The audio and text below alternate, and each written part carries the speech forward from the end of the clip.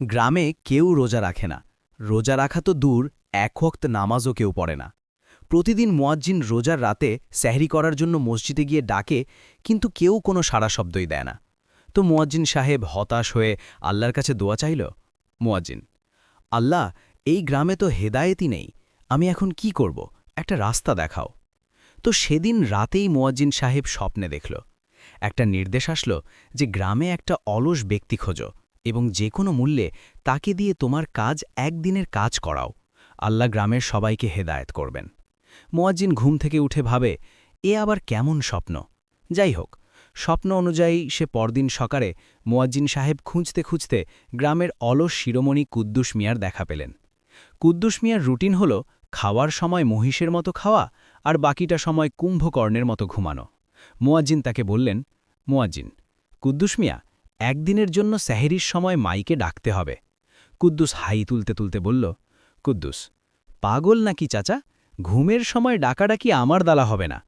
মুয়াজ্জিন তুরুপের তাস চাললেন। মুয়াজ্জিন: এক রাতের জন্য 1000 টাকা দেব। টাকার কথা শুনে কুদ্দুস রাজি। ভাবল, বসে বসে তো একটু চিল্লাইতে হবে, এই আর কি।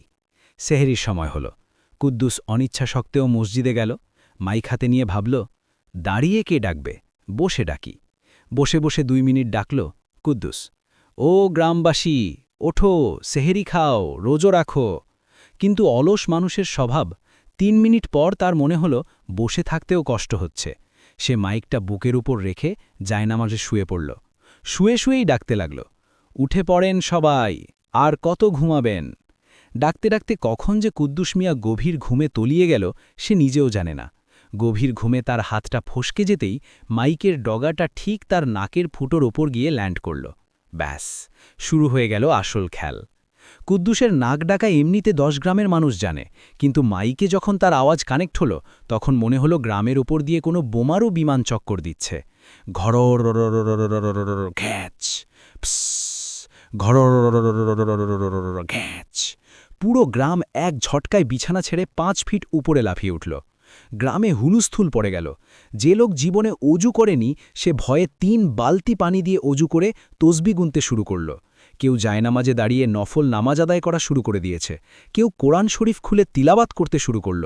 গ্রামের চোর বাটপাররা কান ধরে তওবা করতে লাগল। সবার মনে একই আতঙ্ক, এই বুঝি আসমান জমিন এক হয়ে গেল। গ্রামের প্রতিটি ঘরে তখন মরণপণ্য ইবাদাত শুরু হয়েছে। কেউ ভাবছে আজই শেষ রাত, তাই জান বাঁচানো ফরজ। এদিকে মুয়াজ্জিন সাহেব হন্তদন্ত হয়ে মসজিদে ঢুকলেন। ভেতরে ঢুকে যা দেখলেন তাতে তার নিজেরই অজু যাওয়ার দশা। কুদ্দুস মিয়া একদম চিত হয়ে শুয়ে আছে, নাক দিয়ে ব্যান্ড পার্টির মতো আওয়াজ বেরোচ্ছে, আর প্রতিবার নিঃশ্বাস ছাড়ার সময় মাইকটা তার নাকের উপর নাচছে। তিনি সাহস করে কুদ্দুসের নাকের উপর থেকে মাইকটা সরালেন। আওয়াজটা গায়েব হতেই পুরো গ্রামে এক পিনপতন নীরবতা নেমে এলো। ততক্ষণে কারো 1 খতম কোরআন পড়া শেষ, কেউ 150 রাকাত নফল নামাজ পড়ে পা ফুলিয়ে ফেলেছে, আর গ্রামের মাতব্বর তসবি গুনতে গুনতে জিভ দিয়ে ফেনা তুলে ফেলেছে। ফজরের আজান হওয়ার আগেই দেখা গেল পুরো গ্রাম মসজিদের সামনে লাইনে দাঁড়িয়ে আছে। সবাই কাঁপছে আর ভাবছে এই বুঝি আবার সেই ভয়ঙ্কর আওয়াজ শুরু হবে।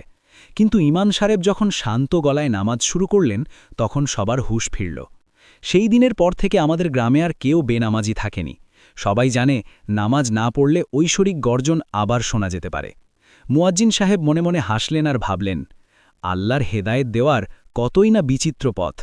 কারো হেদায়েত আসে বয়ানে, আর কারো আসে অলস কুদ্দুসের নাক ডাকার গর্জনে।